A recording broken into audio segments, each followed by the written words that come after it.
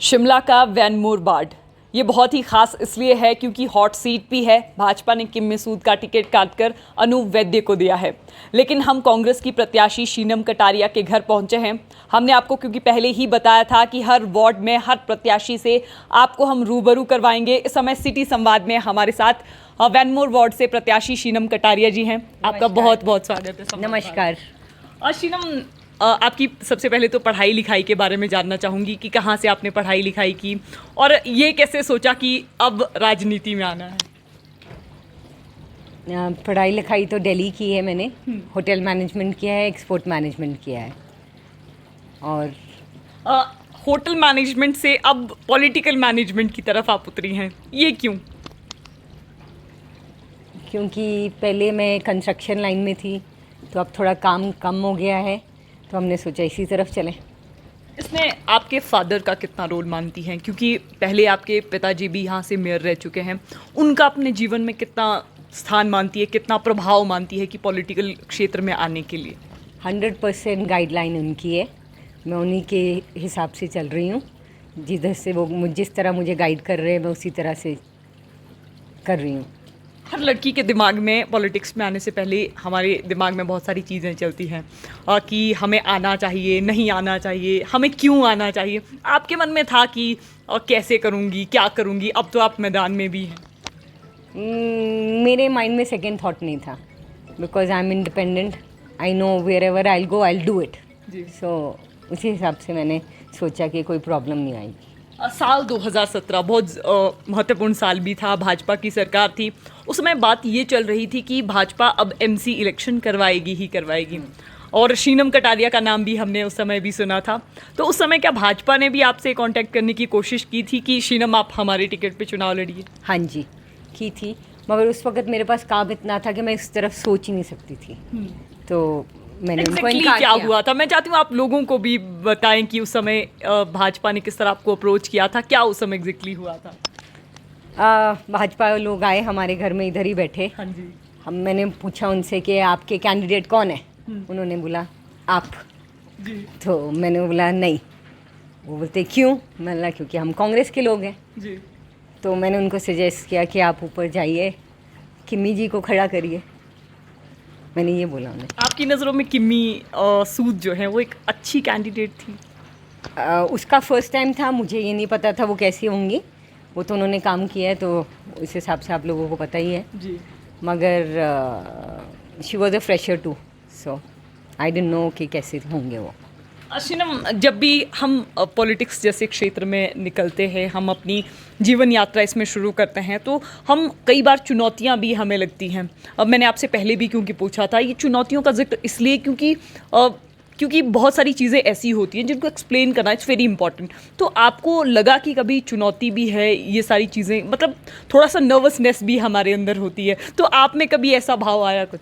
मेरी नर्वसनेस सिर्फ कैमरे के सामने है, बाकी मेरे को कोई प्रॉब्लम नहीं है। मतलब कैमरा शाय है? Yes, I am camera shy person. Rest I have कोई प्रॉब्लम नहीं है मुझे। जिस फील्ड में डालोगे मैं 100% दूंगी। शीनम, लोगों से कनेक्ट करना कब शुरू किया आपने, अपने वार्ड के लोगों से?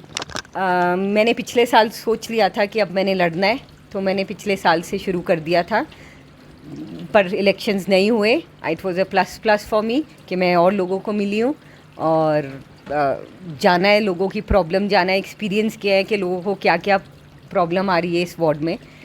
तो उस हिसाब से now is the right time I guess. आप वार्ड में भी घूमे, आपने क्या पाया कि जिस तरह से पिछली बार पार्षद की मसूद थी, उन्होंने भी काम किए, लेकिन अपने वार्ड के लिए आप क्या सोचकर चली हैं कि अगर मैं पार्षद हूँ या मैं पार्षद होंगी तो मैं ये करूँगी? मतलब what is your vision for your particular area? जैसे कि मैं 15 साल से कंस्ट्रक्शन लाइन में हूँ। मेरी विजन ये है कि स्टेयरकेस बनती है हर जगह, आप उसका राइज़र का साइज़ देखिए, ट्रेड का साइज़ देखिए। अब जब पैसा उतना ही खर्च रहे हैं तो तरीके से बनाइए सारी चीज़ें। तो सिविल लाइन में जैसी कोई कंस्ट्रक्शन, कोई रोड्स बनती है, उसकी स्लोप में इतनी स्टैंडिंग स्लोप दे देते हैं कमेटी वाले। I mean all these things I will take care of that, क्योंकि मेरे पास बहुत एक्सपीरियंस है कंस्ट्रक्शन लाइन में। और दूसरी बात, रोड्स, पार्किंग, लाइट्स, ये 3 मेजर इश्यूज़ हैं।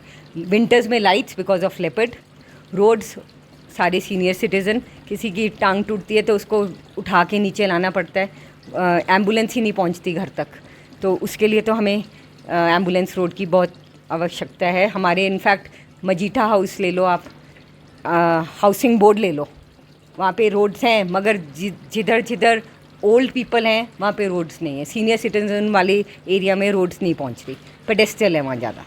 शिनम, आपने रोड का जिक्र किया, हम आपके वार्ड में घूम रहे थे, वहाँ एम्बुलेंस रोड की सबसे ज़्यादा प्रॉब्लम है। एम्बुलेंस रोड बहुत तंग है, क्या इनके बारे में भी आपने कभी कुछ सोचा, या आप लोगों ने भी आपसे कुछ कहा हो कि इस वार्ड में ये चीज़ें भी बेहतर हो सकती हैं? मैं यही कह रही हूँ ना, मैं कंस्ट्रक्शन लाइन में हूँ, तो वाइडनिंग ऑफ द, जितनी वाइड चाहिए कि गाड़ी निकल सके, जब खर्च रहे हैं पैसा 1 फुट इधर 1 फुट उधर, उसका फ़र्क नहीं पड़ता, मगर रोड जब बननी चाहिए तो प्रॉपर कंस्ट्रक्शन होनी चाहिए, जिस एरिया में होनी चाहिए। तो जब गाइडलाइन प्रॉपर होएगी तो रोड प्रॉपर ही बनेगा, तो एम्बुलेंस पहुंचेगी घर घर तक। जब हम आपके एक वार्ड में, आपके पूरे वार्ड में घूम रहे थे, तो एक और बात लोगों ने कही कि इस बार कटारिया जी की बेटी चुनाव लड़ रही हैं, और तो ये बड़ा कॉन्सेप्ट था कटारिया जी की बेटी, तो टिकट मिलने के पीछे क्या हम इसको रीज़न माने, या फिर अपना कुछ शीनम का है कि लोगों के लिए कुछ करना ही करना है? नहीं, इसमें मेरे पिताश्री जी का है जी। क्योंकि 100% इन्होंने बहुत टाइम दिया है इस वार्ड को, बहुत काम किया है, तो अगर मैं जानी जा रही हूँ तो ये मेरे पिताजी की तरफ से, ऐसे नहीं जी। मैं उनके नक्शे कदमों पे ही चलूँगी। जब कांग्रेस ने टिकट, हालांकि टिकटों की घोषणा की थी या टिकटों की एक सूची निकाली थी, उसमें जब शीनम कटारिया नाम आया, क्या पार्टी ने इससे पहले, जब सूची निकलने से पहले आपको सूचित किया था कि शीनम आपका नाम भी है लाइन में? हाँ जी, पिछले साल शुक्ला जी से मुलाकात हुई थी, तो उन्होंने पापा से मुलाकात की थी और उन्होंने बोला था कि इस बारी हम शीनम कटारिया को आगे करेंगे, आपकी बेटी को। क्योंकि ये एम्प्लॉय यहाँ पर बहुत देखे हमने, क्योंकि इस वार्ड में ज़्यादा तो या तो वीआईपी है या तो फिर एम्प्लॉय हैं, सरकारी कर्मचारी हैं, पढ़े लिखे लोग हैं, तो उन लोगों के लिए आपका कोई स्पेशल विजन? हालांकि आपने रोड की बात की, आपने और भी बहुत सारी चीज़ों की बात की, आप इस वार्ड के लिए, क्योंकि ग्रीनरी के हिसाब से देखें तो ये वार्ड काफ़ी ज़बरदस्त हम कह सकते हैं, तो इसके लिए कुछ और प्लान है आपके दिमाग में? मेरा प्लान यूथ के लिए है, ग्रीन तो है हमारा, और हम ग्रीन तो है हमारा ना, but I want to do it for youth. हमारे यूथ के लोग, बच्चों के पास ना यहाँ जिम है, ना यहाँ कोई क्रिकेट टीम है, ना यहाँ कोई स्पोर्ट्स का स्टेडियम है, या कुछ ग्राउंड नहीं है, so I want to work on the youth also.